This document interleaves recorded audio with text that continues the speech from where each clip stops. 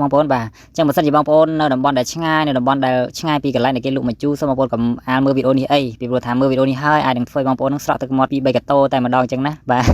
ទដោយសារតែថ្ងៃហ្នឹងគឺយើងបានទៅរកផ្លែពៀបងប្អូនអើយបាទដើម្បីទៅចែកជូនបងប្អូនឲ្យគាត់ខមមិនក៏ដូចជាគាត់ឆាតមកឲ្យខ្ញុំទៅរកផ្លែពៀឲ្យគាត់អញ្ចឹងណាបាទជាបំណាច់ថាយើងមករកផ្លែពៀហើយយើងក៏បានឆ្លៀតបុកអំបិលម្ទេសដើម្បីហូបផ្លែពៀយើងនៅក្រោមដើមពៀហ្នឹងភ្លាមៗតែម្ដងអ្នកនរគ្នាបាទអញ្ចឹងឃើញថាផ្លែពៀគឺផ្លែរឹងដើមតែម្ដងអ្នកនរគ្នាបាទវាទៅដល់ខែវាអញ្ចឹងណាបងប្អូនបាទអញ្ចឹងដើមពៀគឺមានច្រើនប្រភេទបងប្អូនមាន2ប្រភេទណាបាទប្រភេទទី1ហ្នឹងគឺមានក្រងនៅហើយប្រភេទទី2គឺមានសម្អុយនៅអញ្ចឹងទៅអញ្ចឹងចំពោះដើមពៀដែលមានសម្អុយនៅគឺវាសម្បូរដង្កូវអញ្ចឹងណាបងប្អូនបាទអញ្ចឹង100ផ្លែហ្នឹងគឺមានដង្កូវហ្នឹងគឺថា90ផ្លែហើយអញ្ចឹងណាបាទអញ្ចឹងចំពោះដើមពៀដែលមានក្រងនៅអញ្ចឹងទៅដូចនេះគឺសម្បូរក្រងហ្នឹងគឺអត់មានដង្កូវនៅក្នុងហ្នឹងទេបងប្អូនអើយបាទវាមិនមែនអត់មានស្រឡះបងប្អូនមានដែរដូចថា100មាន1អញ្ចឹងណាតែគាត់ថាយើងពិបាកឡើងបន្តិចបងប្អូនអើយបាទដើមពៀដែលមានដង្កូវដែលមានក្រងនៅច្រើនអញ្ចឹងណាគឺយើងពិបាកឡើងណាស់តោះតែយើងមានទំពក់ពួកវាអញ្ចឹងទៅហើយដូចខ្ញុំមិនឡើងមកផ្លែតអញ្ចឹងទៅក៏ឡើងអត់រួចហើយដោយសារតែក្រងវាខំពេកដល់អញ្ចឹងយើងមានតែចុះមកខាងក្រោមមើលបេះអាណាដែលទៀបអញ្ចឹងទៅដែលយើងអាចបេះបានអញ្ចឹងណាអញ្ចឹងចំពោះផ្លែពៀជាមួយនឹងខ្ញុំផ្ទាល់គឺថាជូរចត់ជាមួយគ្នាខ្លាំងមែនតើអ្នកនរគ្នាបាទតាំងពីជំនាន់ដែលយើងមើលគោមើលក្របីនៅតាមព្រៃអីចឹងណាបងប្អូនបាទ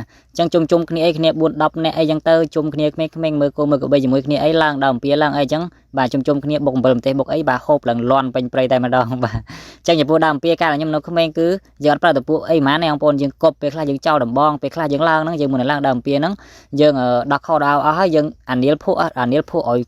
ក្រាស់ហ្មងអញ្ចឹងណាដើម្បីឲ្យក្រងហ្នឹងវាខំអត់ដល់ទៅក៏ចាប់ដើមឡើងហើយបងប្អូនដូចចម្រាញ់គង់វាលអញ្ចឹងណាបាទនេះមិននិយាយក៏ហោះណាបងប្អូននិយាយមែនតើហើយចំពោះបងប្អូនណាគាត់ធ្លាប់ឆ្លងកាត់បែបហ្នឹងអាចជួយខមមិននៅក្នុងវីដេអូនេះបានចំពោះគេផ្សេងគេធ្វើសតតែ BA ផលិតផល BA របស់ឲ្យផ្សេងបាទតម្លៃរាប់ពាន់ដុល្លារអញ្ចឹងណាប្លែកអីតែខ្ញុំបងប្អូនអើយបាទធ្វើ BA ងាវភក់ធ្វើ BA ផ្លែពៀហ្នឹងសង្កេតថាឡើងរាល់ថ្ងៃតែម្ដងអញ្ចឹងណាបាទហើយ BA ហ្នឹងអត់មានលុយទៀតអញ្ចឹងទៅបាទសំខាន់គឺអត់មានលុយចាយទៀតអញ្ចឹងណាធ្វើ BA ផ្លែពៀធ្វើ BA ងាវភក់យូរទៅមកដូចផ្លែពៀហើយងាវភក់អស់ហើយបងប្អូនអើយបាទនៅបងប្អូនគ្នាបាទនិយាយលេងទេចំពោះរបស់ផ្សេងៗដែលមាននៅក្នុងព្រៃកង្ការហ្នឹងគឺថាឆ្ងាញ់មែនតើបងប្អូននេះគឺឆ្ងាញ់មែនណាចំពោះផ្លែពៀហ្នឹងសម្រាប់បងប្អូនដែលគាត់ចូលចិត្តម្ជូរគឺត្រូវហើយបងប្អូនអើយបាទហើយខ្ញុំក៏ស្ដាយខ្លាំងមែនតើណាបាទដោយសារតែវាជាប្រភេទបន្លែផ្លែឈើព្រៃបាទដែលឆ្ងាញ់ដែលរសជាតិមិនចាញ់ស្វាយអីហ្មងទេក៏ប៉ុន្តែអត់មានបងប្អូនណាដែលគាត់យកទៅលក់នៅក្នុងទីផ្សារសោះមិនដឹងថាគាត់រកមិនបានឬក៏គាត់អត់ដឹងរឿងថាវាអាចហូបបានឆ្ងាញ់ដូចស្វាយដែរឬក៏យ៉ាងម៉េចទេអញ្ចឹងណាចឹងបងប្អូនដែលគាត់លក់ហាងម្ជូរអីមើលវីដេអូនេះហើយគួរតែពិចារណាយកផ្លែពៀហ្នឹងយកទៅដាក់លក់នៅក្នុងហាងរបស់បងប្អូនសិនទៅបាទដើម្បីតាក់ទាញភ្ញៀវកាន់តែច្រើនចូលមកជាពិសេសរសជាតិប្លែកពីផ្លែឈើដតេអញ្ចឹងណាអញ្ចឹងមុននឹងយើងរៀបចំហូបផ្លែពៀយើងក៏បានទាញ Kusi Fiber ដើម្បីហូបមុនសិនអញ្ចឹងណាបងប្អូនបាទដើម្បីជំនួយដល់កាពះពោះវៀនអញ្ចឹងទៅដោយសារតែផ្លែពៀវារាងជូរដែរហើយជាមួយនឹងអំបិលម្ទេសរបស់យើងគឺវារាងហឹរខ្លាំងអញ្ចឹងណាបងប្អូនអញ្ចឹងវាជួនកាលវាអាចធ្វើឲ្យប៉ះពាល់ដល់កាពះយើងអញ្ចឹងដែរអញ្ចឹងយើងហូប Kusi Fiber ហ្នឹងទៅដើម្បីជំនួយដល់កាពះពោះវៀនយើងផងបាទជំនួយដល់ស្មារតីការចងចាំយើងផងអញ្ចឹងណាអញ្ចឹងវាមិនមែនតែប៉ុណ្្នឹងទេបងប្អូនទាំងអស់គ្នាទេបាទចំពោះ Kusi Fiber ហ្នឹងបាទគឺវាជំនួយដល់រាងកាយយើងខ្លាំងមែនតើចំពោះបងប្អូនដែលគាត់មានបញ្ហាទល់លាមក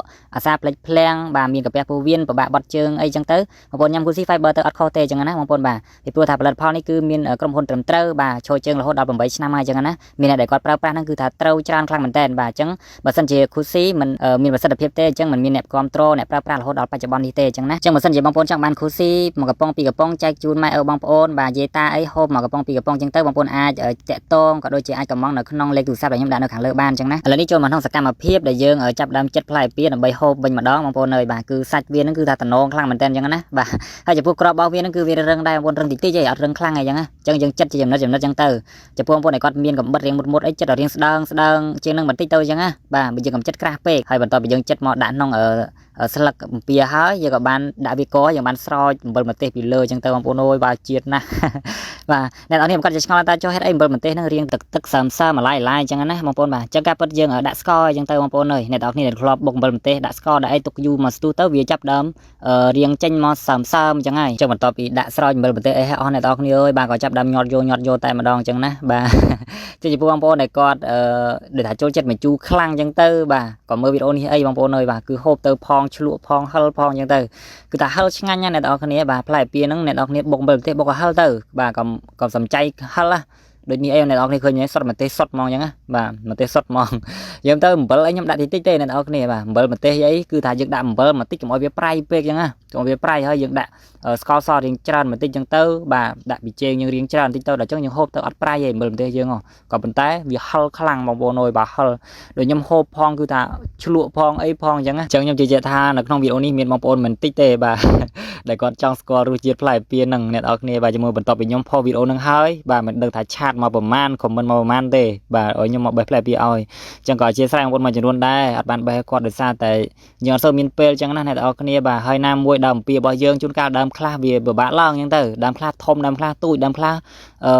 เตียบสวนล่างก็บันไตกรองเจ้าหน่อยจังอยู่กับบ้าล่างได้จังตุ่มร้องใบบ้านมาพลายนั่นเอาคนนี้บ่าคือมันงี้เต้คือมันงี้มองจังอ่ะให้จะพูดดำปีบ่เยิงเวียนแม่นเอาจัดไอ้นึงมันเต้ยังโจได้โจดน้องเปรย์ดิงเจ้าได้ให้กันแรงเปรย์ยังเต้านั่นคือยังเต้าจีmột tôก็โดยจีตุกเต้าก็ช่างได้จังตุ่มร้องในดาวตีตั้งนั่นคือเวทกับบ้าได้จังนะโดยจัง